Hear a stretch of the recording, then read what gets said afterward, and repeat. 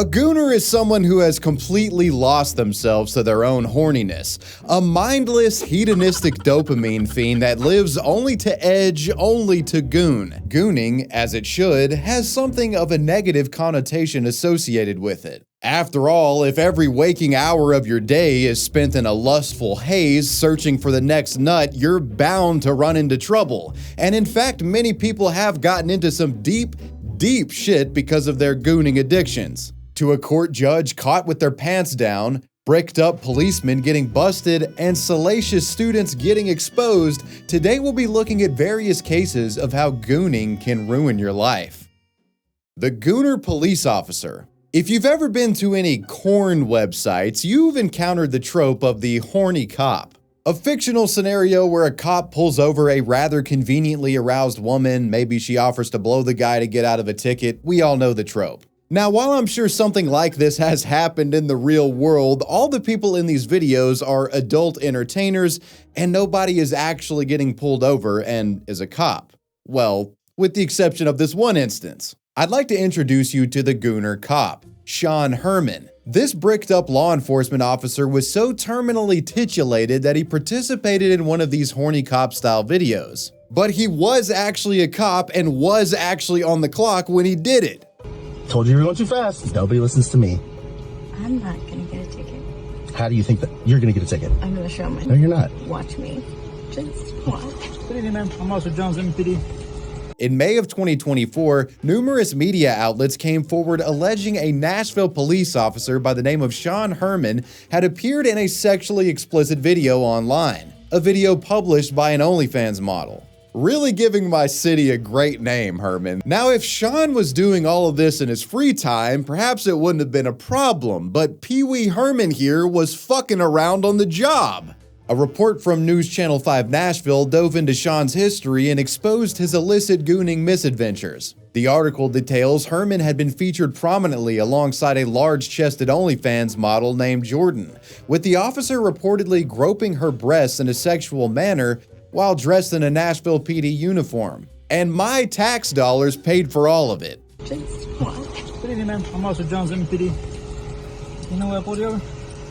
No. All right, well, I got you going 65 and I'm 45 back there, okay?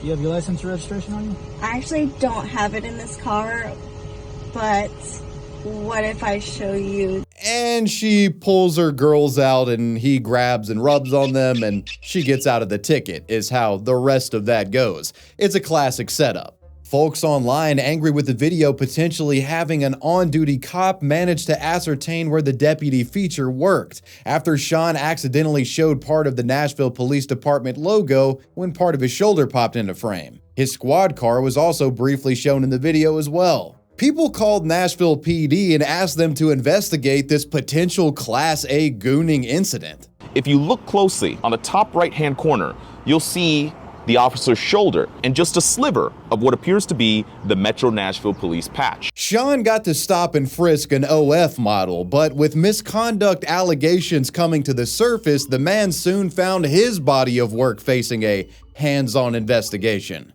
After being identified as the booba-grabbing policeman, Herman was subsequently investigated and fired, ending his 3-year stint as an officer. In response, a police representative named Don Aaron stated, "That was one of the most outrageous, disrespectful acts that a person here could do. By disrespectful, I mean to all the Metro Nashville Police Department employees and this agency," unquote. Don was probably just mad he didn't get a handful. While most focused on Sean's firing around this time, there were some online curious to know what Jordan, the OnlyFans chick, thought about this situation and how the infamous video came to be in the first place. These questions would be answered when Outkick, a sports-oriented news outlet, decided to interview the woman over direct messages. When asked about how this came to be, she said, "I met the officer a while back in person for a few moments, and one day he saw me on Reddit and reached out about potentially filming a full video at some point in the future. Obviously, we've all wondered if flashing cops would get you out of tickets, right? Every guy/girl has joked about it, so I thought it'd be funny/playful." The OnlyFans content creator elaborated that the clip was only filmed as a promotional stunt in an effort to boost her popularity, with it only ever being posted to her Twitter and Reddit accounts. She made it clear that there wasn't a longer cut of it as many assumed because, there was like a fuckload of people looking for this video. Missed opportunity, I guess. Jordan continued more, saying that she hadn't expected for anyone to piece together where Sean worked and felt bad about what had happened. The well-endowed model also said that in light of Sean's firing, she had given the Gooner Cop a month's worth of salary as a show of good faith, adding that she thought he would do well in the adult film industry. I'm sure that's the last thing bro wanted to hear at the time. And things only got worse for Sean Herman, as the Nashville Police Department made a statement giving an update on the matter at a later date, confirming that the gooning incident would in fact be a criminal matter. In the statement, Nashville PD confirmed that Herman had not just been in uniform at the time of the video's filming, but was actually on duty during the groping. Because of this, he was arrested on felony charges of misconduct, with his bond being set at $3,000. Later in August, News Channel 5 Nashville once again reported on the absurd case and gave final details surrounding the resolution of this whole ordeal. In their article, they revealed Herman had posted bail and managed to avoid serious jail time, though his police certification was suspended. Because of his participation in this brain-dead Gooner stunt, Sean Herman's police career is most likely over, if not extremely damaged. When participating in an OF Models promotional video as an on-duty policeman gets you fired, it's a great example of how gooning can ruin your life. Something else that could just as easily ruin your life is having your identity stolen. As you're watching this video right now, your full name, email, phone number, home address, and date of birth are likely floating around on the web, and you have data brokers to thank for that. Data brokers operate online, collecting and selling information that you've submitted to the web over the years to the highest bidder. Having your information just floating around on the internet like this is a huge privacy concern and puts you at risk for identity theft. Thankfully, today's sponsor can help you get rid of that stuff. Incogni does the hard work for you, tracking down the data brokers who have your info online, and they submit information removal requests on your behalf. When I signed up for Incogni, I was shocked to find how many data brokers were peddling my information and how much of it was out there. Incogni identified 245 instances of my personally identifying information on the web, and they sent requests to take down each occurrence. Within days, they got my info off the internet for good, and many of the data brokers were compelled to add me to a suppression list, meaning that they won't be able to get my data in the future. Guys, I'm telling you, you will be surprised how much information of yours is out there when you run your first scan. It's truly an unsettling discovery. Take back your data today with Incogni. Use code WavyWebSurf and click that link in the description to get 60% off an annual plan. Now, let's dive right back into the gooning. The Goonicide. And what about when gooning tragically ends your life? In what has become the ultimate cautionary tale showcasing the darker elements of gooning, next I'll be telling the harrowing tale of the Goonicide. When a man is caught on camera gooning in public, the online backlash becomes too much to bear. The story of the Goonicide all begins on January 8th, 2025 in the drive-thru of a Bikini Beans location in Tempe, Arizona. For those unfamiliar with the establishment, Bikini Beans is a chain of coffee shops with a gimmick similar to Hooters or Twin Peaks. Think mostly young female staff dressing up and revealing outfits, cleavage showing, cheeks peeking out, They serve coffee wearing bikinis. Can we get one of these in Nashville? Now, as you might expect, with an establishment like this, it's a hot spot for gooners, and some of them try to take advantage of the fact that half-naked women are in abundance and are being paid to serve you. Creeps have been a problem in this industry for years, with many notable cases of Hooters waitresses getting groped and sexually assaulted by handsy clients. But the case here with Bikini Beans is different, as it involves a man actually pulling up to the drive-thru in the middle of what appears to be a full-blown gooning and edging session. Hi, how are you? Good. Have you been here before? Yeah. Sir, you need to leave. Unacceptable. Unacceptable. Call 911.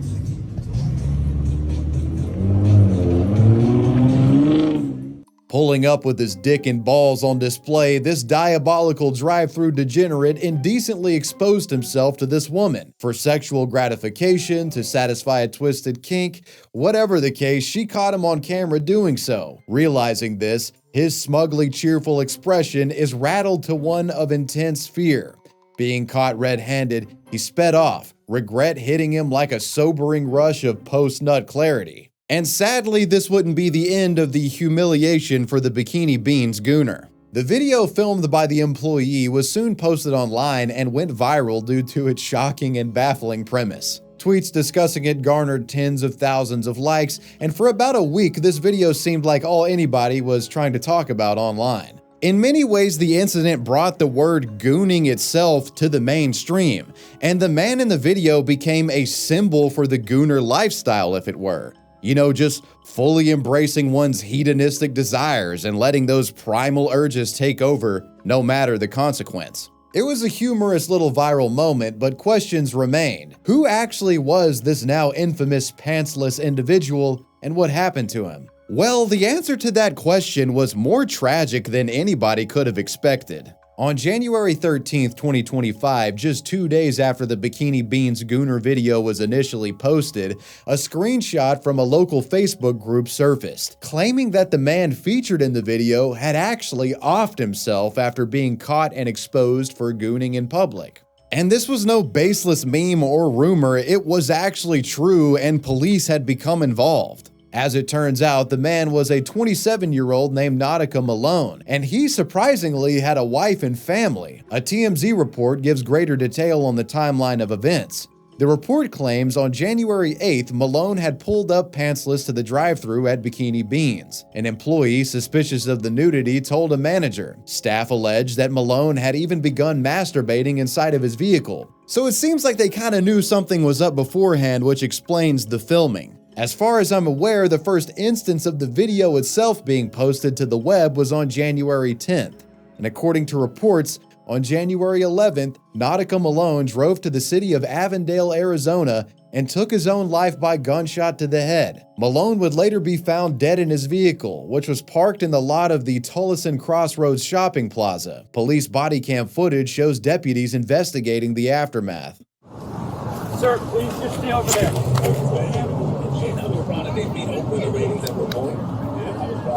Keep an eye on him. I'm gonna check for a pulse. It's already cocked back, so it looked like it only had one bullet. Yeah. Okay. Hey man. It's cocked back and just leave. We'll get that in there. They got no pulse. According to TMZ, Nautica Malone's brother had received a distressing call from him earlier in the day. Additionally, a note authored by Nautica shortly before his death was also discovered. It was to his wife. Quote, "I apologize. I love you, Queen. I made a mistake and don't think I'll be able to face you and the babies. I don't know why I drove through like that. My mental has been fucked up. I'm not a monster. I apologize and I love you forever. If I am in critical condition, please pull the plug." The news of Nautica Malone's death broke the internet. Many mourned the man's passing, though considering the circumstances leading up to his demise, it should come at no surprise that gallows humor was rampant, with many internet users referring to Nautica Malone's death as a Goonicide. And if I'm being honest, while it is extremely tragic and saddening, I can't be too upset at people for joking about what happened here. You know, considering the whole pulling up with your stuff out to a place with half-naked chicks working there. Ben Lyles, the owner of Bikini Beans, certainly wasn't afraid of standing up for his employees, even in the wake of the sad news.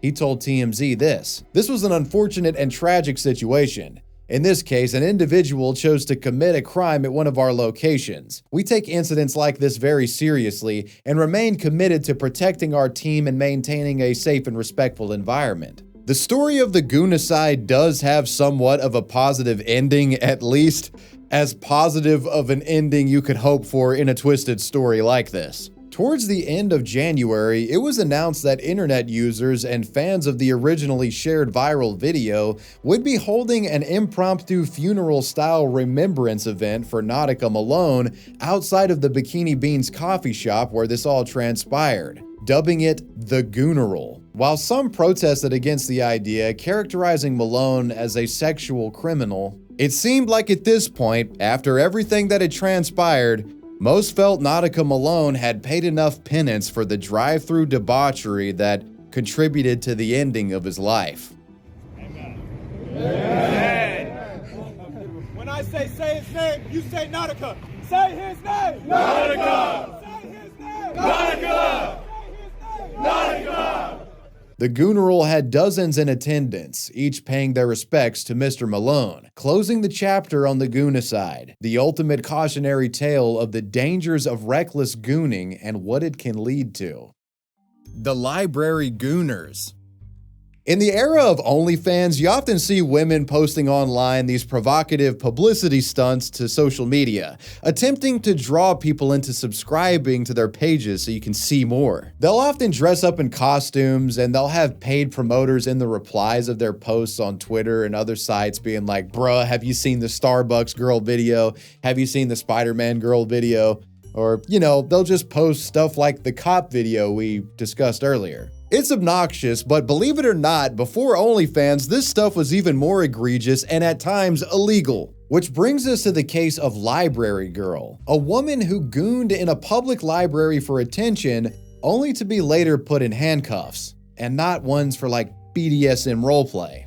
Late January 2015, there was a gooner on the loose. Witnesses were coming forward, claiming that someone had allegedly filmed a sexually explicit video in a college library. News outlet The Oregonian reported that the offending video was recorded at Oregon State University. All of this transpiring during the fall semester. The public scrambled to identify the perpetrator. Upon the discovery of this rogue gooner at large, police got involved. While they likely expected the culprit to have been some homeless crackhead that was using public library Wi-Fi to jerk off, they were surprised to find it was actually a young female student named Kendra Jane Sunderland. According to Oregon State University, she was a 19-year-old Salem, Washington native who had been studying human development and family science at their school. Kendra was also an aspiring adult film star. She recorded herself in an isolated area of the library, covertly gooning for approximately 30 minutes,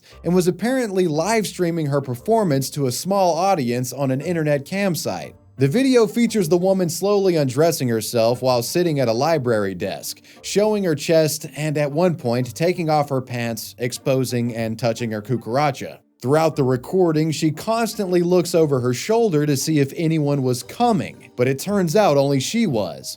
The scandalous study session turned sex act concludes with Kendra getting up and walking away from the scene of the goon, as if nothing ever happened. But her live-streamed video left a snail trail of guilt that couldn't be wiped clean.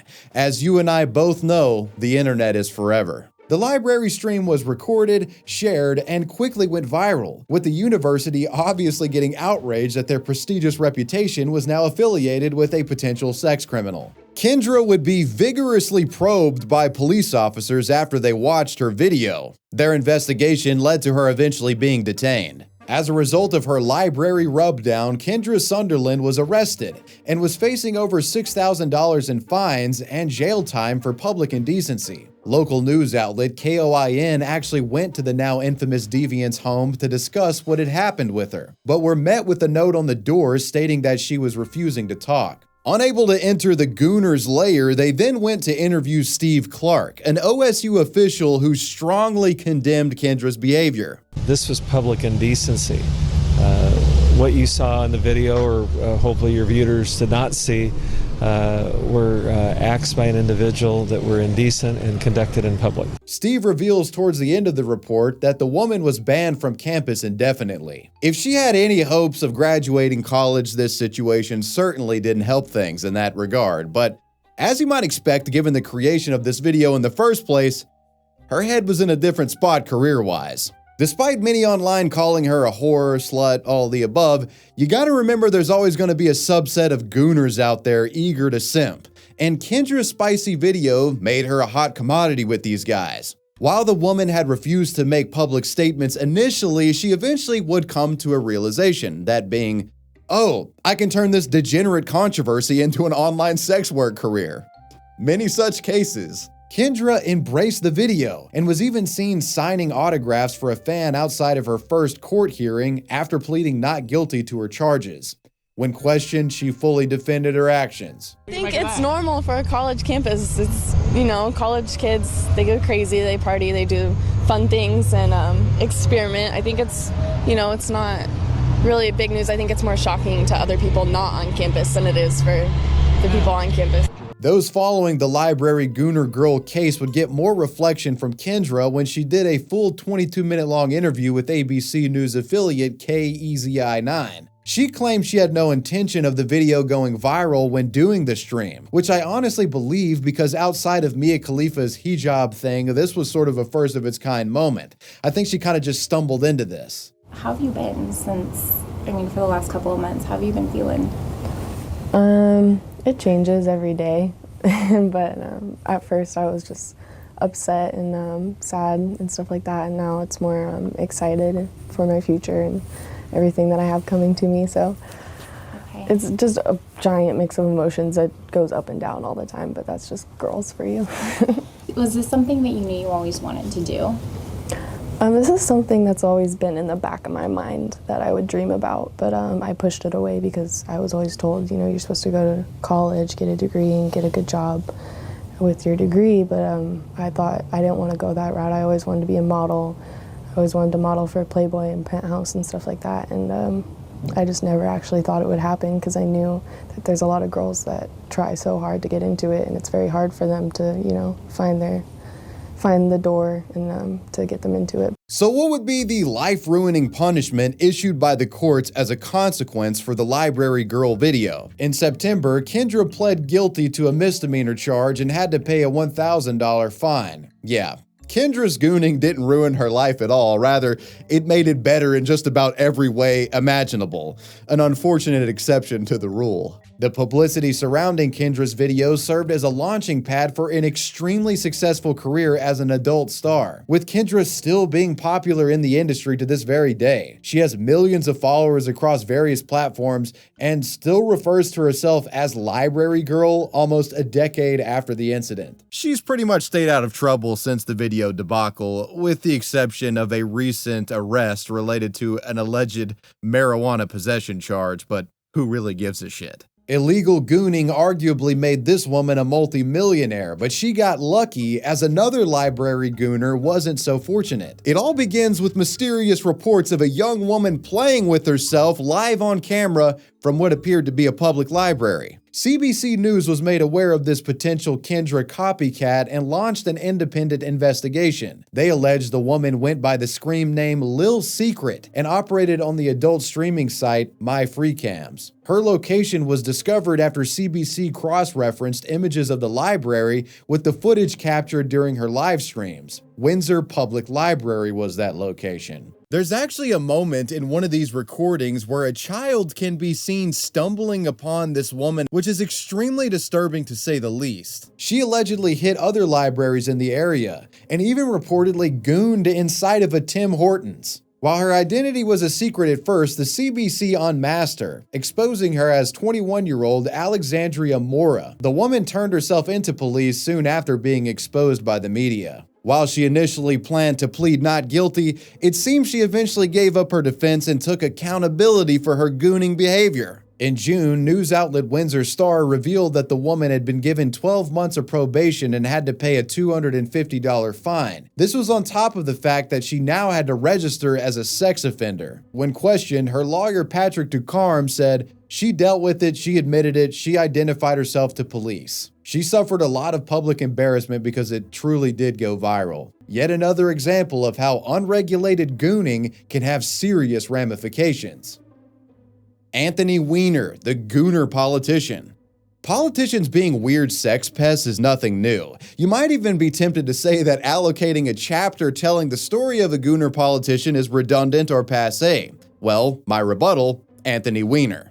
Anthony was a terminally bricked up Gooner politician whose surname just so also happened to be his favorite body part. Sadly, the guy with the Wiener name was actually quite the degenerate, and through a series of sexting scandals, illicit gooning, and extremely disturbing activity, Weiner destroyed his career in historically degenerate fashion. Let me just reiterate to my wife how sorry I am that I did these things, and how sorry I am to the people that got these messages for any inconvenience or embarrassment they've caused. Anthony David Weiner, a Brooklyn native, first entered political office in 1999, elected as Democratic congressman for New York's 9th District. Mr. Wiener erected legislation to support New York's working class and penetrated party lines to pass bills that helped who he described as America's underdogs. As a young politician, he was groomed by Chuck Schumer and went on to spend a great deal of his tenure working to improve public housing,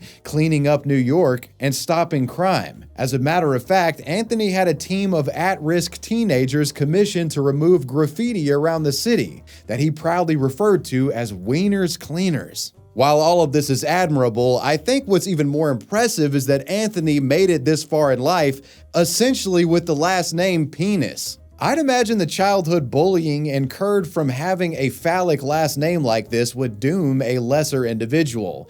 But Wiener grabbed life by the balls and became successful despite his family curse. Though Mr. Wiener was not without his flaws. See, Tony had a bit of a gooning problem. On May 27, 2011, as President Obama was in the White House signing an extension to the Patriot Act, Anthony Weiner uploaded a truly bizarre photo to his Twitter. It was a crotch shot of a seemingly bricked-up white guy in some boxer briefs. And the post was reportedly directed to the account of a 21-year-old Washington University student named Jeanette Cordova. The baffling photo was up only very briefly and was quickly deleted, though some people did see it. In the wake of the post, Anthony took to social media, trying to laugh it off, saying that he had been hacked or that someone was playing some sort of prank on him. A photo of an anonymous man's bulging underwear. The lewd picture, immediately deleted from Wiener's account, was sent to this 21-year-old Seattle college student,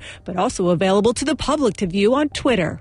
Outside his New York home Monday, Wiener, an outspoken liberal Democrat, insisted to CNN it was the work of a hacker. I was hacked. It happens to people. You move on. This is a prank, not a terribly creative one, and it's a distraction. Look, you've got the Republicans who are playing games with the debt limit. You've got a Supreme Court justice who is refusing to recuse himself despite conflicts of interest.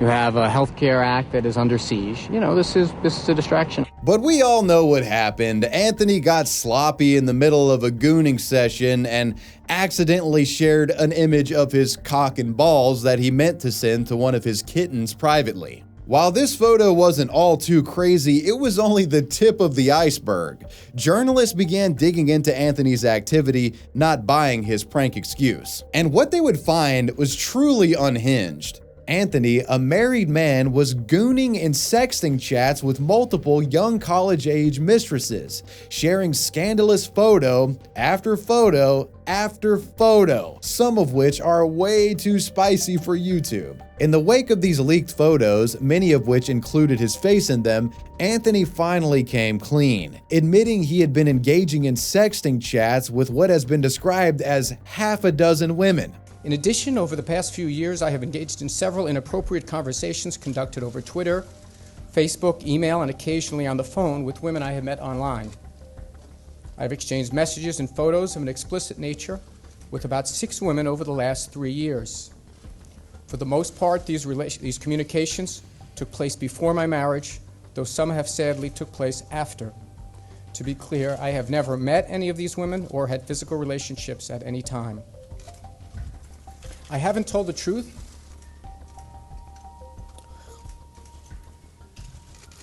And I've done things I deeply regret. With the smoking gun out there and mounting pressure from Democratic colleagues, Mr. Weiner would resign from his position in Congress in what had become one of the most humiliating political scandals of the 21st century. I'm here today to again apologize for the personal mistakes I have made and the embarrassment I have caused. I make this apology to my neighbors and my constituents, but I make it particularly to my wife, Huma. I had hoped to be able to continue the work that the citizens of my district elected me to do. And most importantly, that my wife and I can continue to heal from the damage I have caused. I mean, Tony, you're the Wiener guy. You can't get busted for something like this, man. Extortion, blackmail, take a bribe for Christ's sake, but sex stuff, your name is Wiener. You just can't do it. Bro was cooked from the start. Unfortunately, the distraction that I have created has made that impossible. So today I am announcing my resignation from Congress. Anthony's resignation is likely where you would expect this story to end.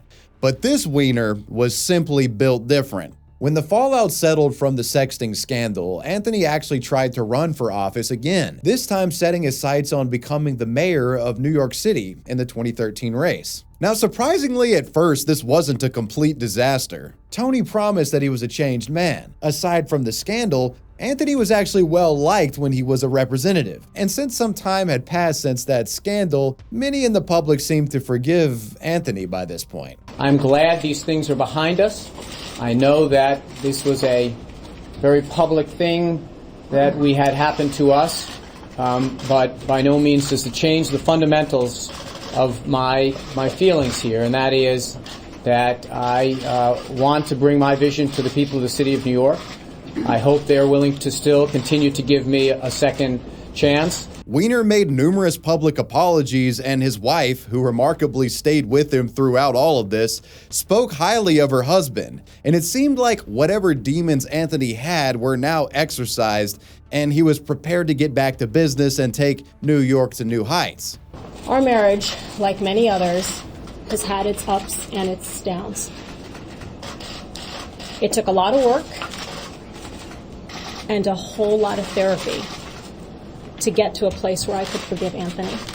Unfortunately for Anthony, though, his past would come back to haunt him. When news of Anthony running for mayor became widely known, old ops started coming out of the woodwork with new unseen leaked photos alleging that Anthony had actually been continuing his sexting and gooning with women that weren't his wife. Doing so after he had been exposed last time in 2011, so like he was still at it. In June, an online gossip website called The Dirty released evidence suggesting Anthony had been recklessly sexting more women in 2012, sharing a never-before-seen image of a fully torqued-up pecker that Anthony would eventually admit was in fact his. Standing by her husband's side, wife Huma Abedin broke her silence, speaking out for the first time. Anthony's made some horrible mistakes,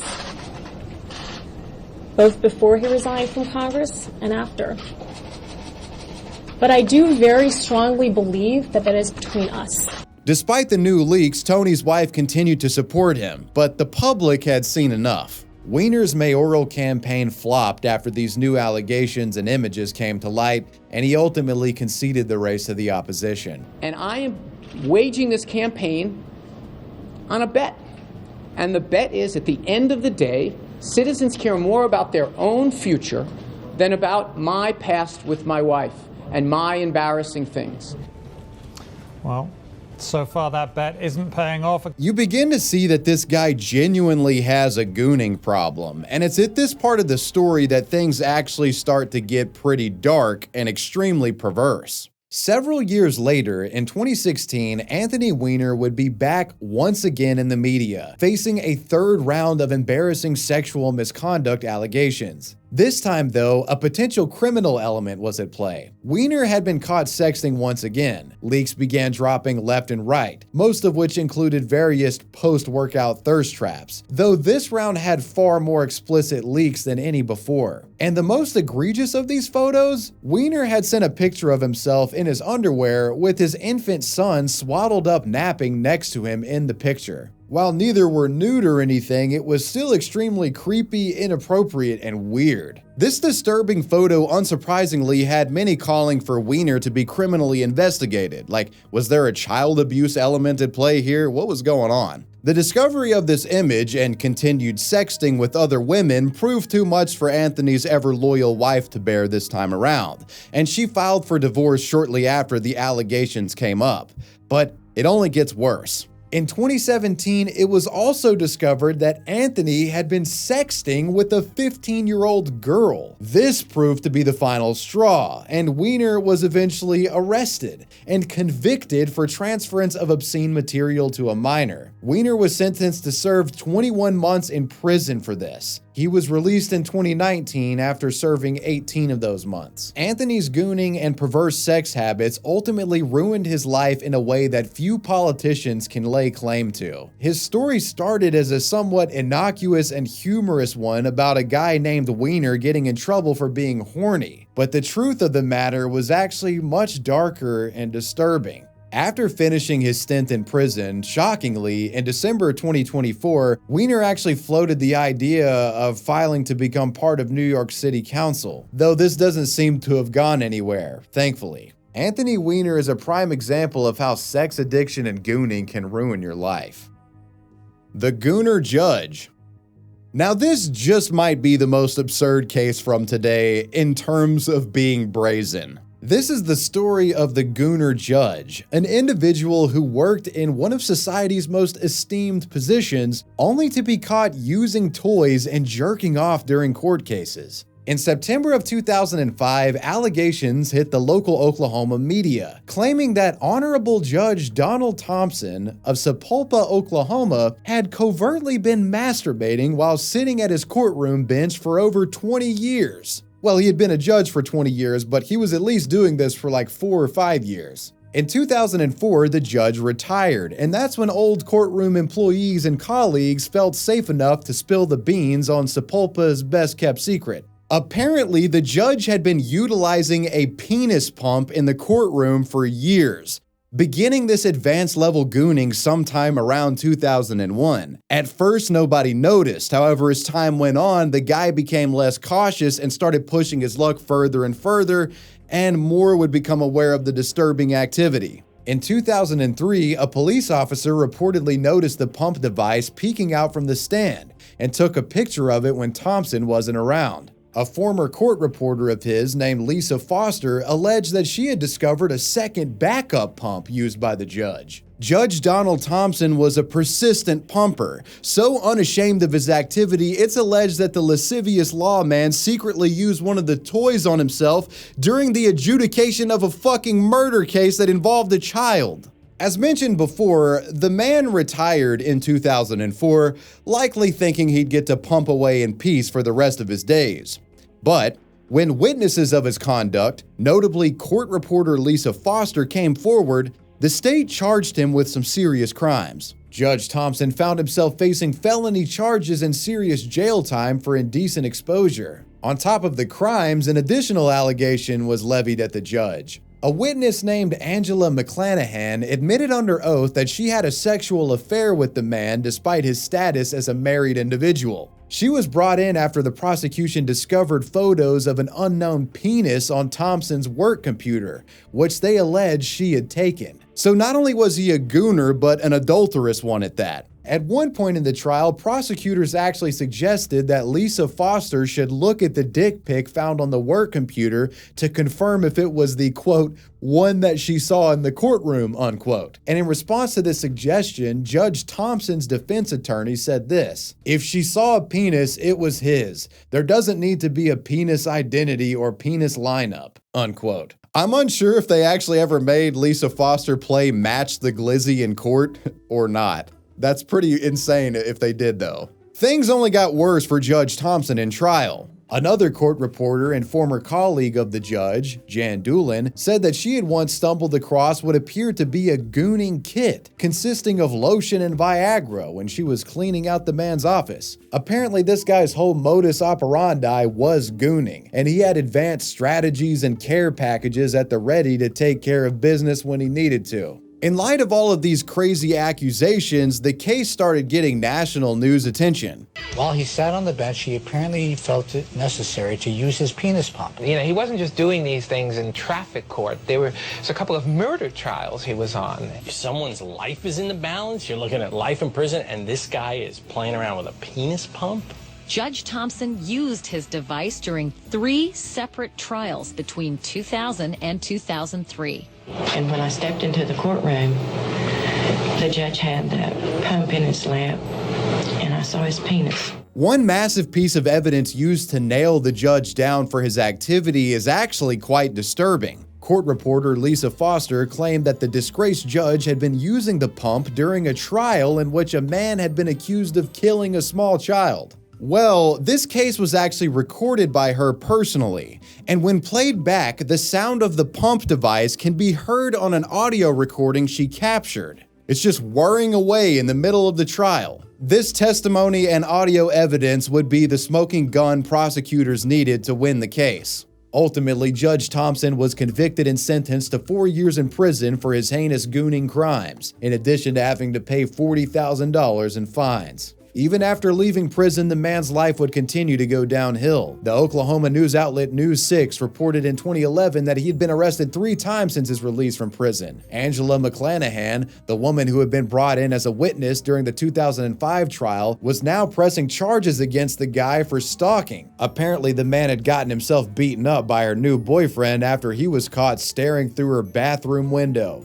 This guy is a gooner for life, I guess. He was again arrested for staring at McClanahan through a pair of binoculars, but posted bail shortly after that incident. And a final insult to injury, the Oklahoma Supreme Court ruled that Judge Thompson would not receive any retirement benefits.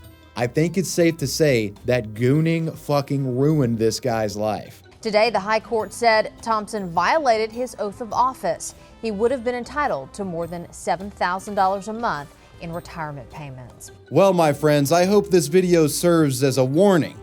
It's okay to dip your toes into the gooning pool here and there, but be careful. You never want to let your life get consumed by it, because as you're now very aware, gooning can ruin your life. I want to give a major shout out to the patrons. I appreciate you guys. Wavy Web Surf out. Peace.